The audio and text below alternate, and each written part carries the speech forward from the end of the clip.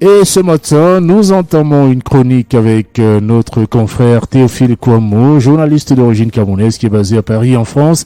Et il passe au scanner l'actualité. C'est une revue d'actualité internationale qui se voudra la plus régulière possible. Théophile Kouamouo part d'articles de presse, mais aussi plus généralement de faits d'actualité qui l'ont marqué pour partager avec nous ses réflexions. Et nous allons commencer ce matin par des images qui nous viennent du Parlement panafricain. Théophile, vous avez regardé comme nous ce Parlement panafricain réuni en Afrique du Sud et lors d'une session où les injures, les bousculades et même des coups qui ont heureusement parfois raté leur cible ont été observés. Oui, alors Marcel, ce sont des images assez frappantes, assez choquantes. On voit des invectives, des coups de poing qui ratent leur cible. On voit aussi des personnes qui hurlent.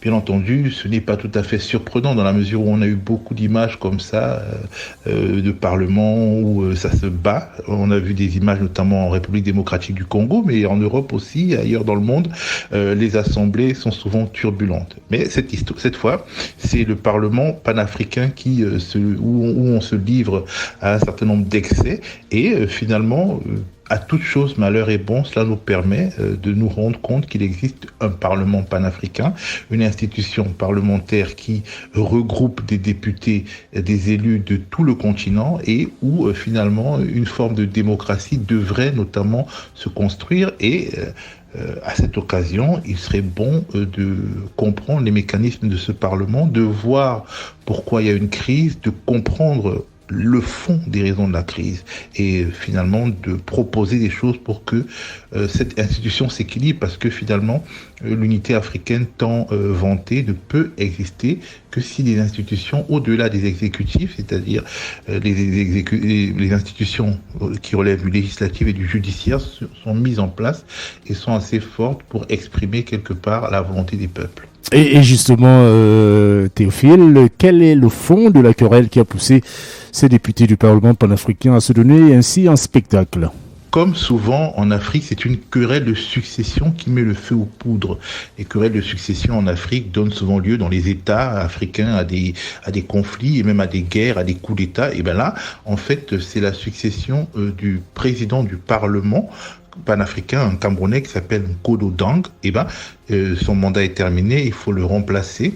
Et il y a une sorte de concurrence entre deux blocs, globalement le bloc des francophones qui veut reprendre son affaire et le bloc des anglophones qui veut une rotation, qui estime que les aires linguistiques doivent roter et que un président anglophone doit succéder à un président francophone et puis les lusophones, etc.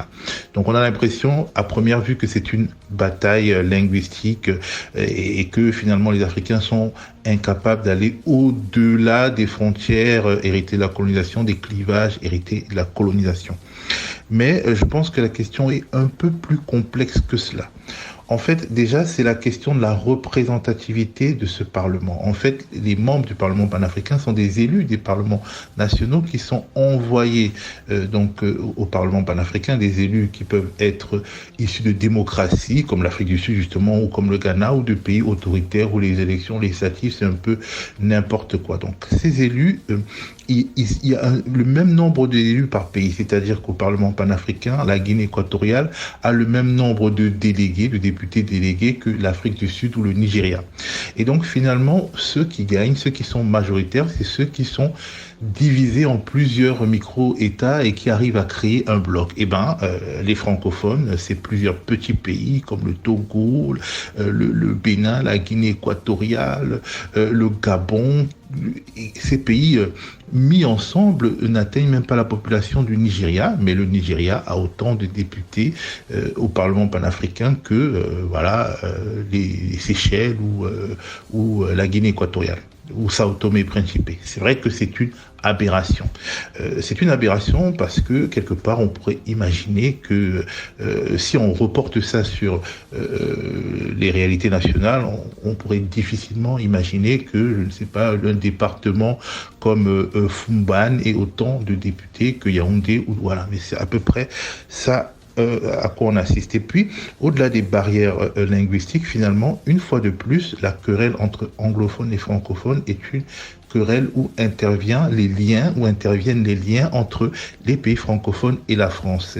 Par la bouche de Julius Malema, en gros, les anglophones, Julius Malema, qui est un député sud-africain, très remuant, qui se dit panafricaniste et qui revendique un certain nombre d'idées fortes, il explique que, de toute façon, les francophones travaillent pour la France et considèrent les anglophones comme des ennemis, et alors qu'eux, ils ne voient pas les choses comme ça.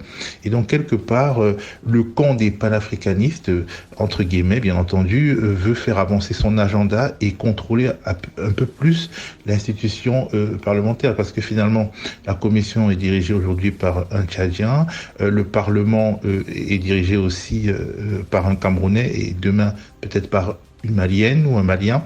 Bref, il y a une question qui va au-delà des identités linguistiques et qui pose la question de que voulons-nous en fait pour le Parlement panafricain, que voulons-nous pour la construction panafricaine, et ça c'est passionnant, et je pense qu'il faudrait peut-être que, au-delà de ces invectives, les Africains prennent l'habitude de regarder les débats en direct, les débats du Parlement panafricain, parce que finalement, si ces débats se développent sur des questions comme la monnaie, les interventions extérieures, les opérations de maintien de la paix, des clivages qui sont au-delà des clivages purement linguistiques vont naître au sein des opinions publiques, et des lignes de fracture qui ne sont pas identitaires peuvent émerger, et ça peut donner lieu à des débats politiques de fond parmi les Africains. Et à votre avis, quel serait donc le format idéal d'un Parlement panafricain qui serait plus représentatif des peuples ? Alors, sans vouloir singer l'Union européenne, qui a beaucoup de défauts, il serait bon que les députés du Parlement panafricain ne soient pas des délégués de parlements nationaux, mais des députés africains élus pour porter la voix des Africains au Parlement africain. Il serait bon qu'il y ait des listes panafricaine autant que faire se peut, c'est-à-dire par exemple on peut considérer que des partis qui sont sur la même base idéologique au Cameroun, au Gabon, en Afrique du Sud, au Kenya, créent leur liste, une liste panafricaine, ou alors a posteriori se retrouvent dans des groupes qui sont panafricains sur des lignes idéologiques et non pas sur des lignes nationales, et que finalement ils prennent des décisions sur la base de leurs convictions et non pas sur des bases chauvines. Et ce serait bien donc que ces élections aient lieu le même jour et qu'il y ait une certaine forme de proportionnel, c'est-à-dire que des points de vue minoritaires puissent s'y exprimer. Et ce serait aussi bien que, quand même, quelque part, les grands pays aient plus de députés que les plus petits, même si on peut éviter une sorte de relation arithmétique nette, parce que, bon, par exemple, on va pas dire, bon, écoutez, les Nigérians sont 170 millions ou 150 millions, et les Équato-Guinéens sont 1,7 million, donc il y aura 100 fois plus de députés nigérians qu'équato-guinéens. On peut imaginer une formule où il y a une sorte de chambre basse où la représentativité numérique est plus forte, et une sorte de chambre haute où, disons, les nations sont plus l'équilibre des nations est plus respecté. Et puis cette élection doit avoir le même jour selon des critères démocratiques avec des observateurs africains qui vérifient que les bonnes pratiques sont respectées. Et donc, un tel Parlement, il serait vraiment plus légitime et il pourrait représenter un contrepoids aux syndicats des chefs d'État, d'autant plus que, quelque part aujourd'hui, on a un vrai problème avec la Cour africaine des droits de l'homme et des peuples qui se construit, qui prend des décisions courageuses, mais dont les décisions sont méprisées par les chefs d'État, par les États qui se précipitent pourtant pour faire semblant au moins d'exécuter les dictats de l'Union européenne, du FMI ou de la France. Donc je pense que le Parlement, c'est le lieu de construction par excellence d'une unité politique, et demain, on peut espérer que une majorité d'idées se crée en Afrique pour que, au fur et à mesure que la conscience démocratique s'élève, la conscience panafricaine s'élève aussi, et qu'on arrive à une institution dont les débats feront progresser le continent. Ce n'est pas si grave que cela, que les parlementaires s'empoignent. Ce qui est le plus grave, c'est que la culture démocratique n'est pas très présente en Afrique et que finalement, ça se ressent aussi dans la construction de ce Parlement panafricain. Et Théophile, vous vouliez aussi nous parler de cet article intéressant, article d'un think tank dénommé Iveris, article qui revient sur le dernier coup d'État au Mali. Le titre de cet article, Emmanuel Macron s'enferme dans sa solitude sahélienne. Oui, Marcel, Leslie Varenne reproche à Macron son argumentaire qui évoque la question de la légitimité démocratique. L'absence de légitimité démocratique des militaires maliens qui ferait qu'ils pourraient éventuellement retirer les soldats français de Barkhane. On ne sait pas si c'est sérieux, mais en tout cas c'est le chantage qu'il fait planer. Leslie Varenne lui fait remarquer que dans ce cas, si on s'en tient à la forme démocratique des pays où on a installé des bases militaires ou alors des opérations militaires, il faudrait retirer les soldats français de Côte d'Ivoire où Alassane Ouattara a fait un 3e mandat et de tous les pays où finalement ce sont des élections truquées qui permettent aux États alliés de la France de se maintenir. Et Emmanuel Macron évoque aussi de manière très ambiguë la question de l'islamisme politique, pas de l'islamisme armé, pas du djihadisme, mais en gros il explique que demain, si les islamistes politiques prenaient le pouvoir au Mali, on ne sait pas si c'est dans le cadre d'un gouvernement de transition aujourd'hui ou alors dans le cadre d'une élection à venir, ils ne pourraient pas maintenir la force Barkhane. On ne comprend pas exactement là où il veut en venir. On ne sait pas s'il parle de l'imam Diko, qui est une figure de proue là-bas, qui est un musulman rigoriste, mais qui n'est pas ce qu'on pourrait considérer comme un djihadiste. En tout cas, ce n'est pas une menace pour la sécurité internationale. On ne sait pas s'il compte orienter le vote des Maliens d'une certaine manière. On ne comprend pas ce qu'il dit.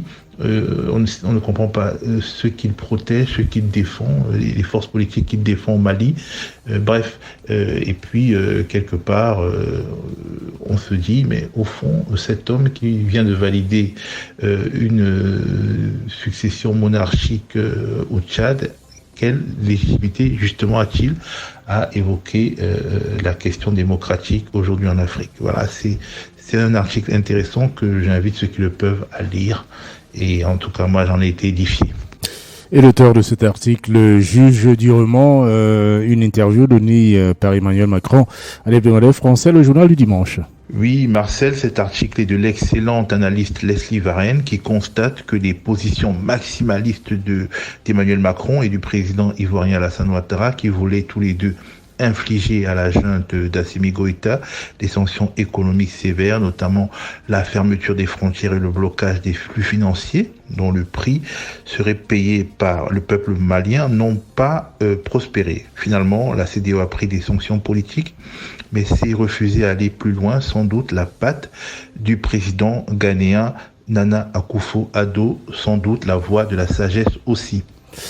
Merci Théophile Kouamouo pour cette chronique qui sera donc désormais régulière sur les antennes de Kelak FM. Théophile Kouamouo qui, je le rappelle, est un journaliste d'origine camerounaise. Il est basé à Paris en France.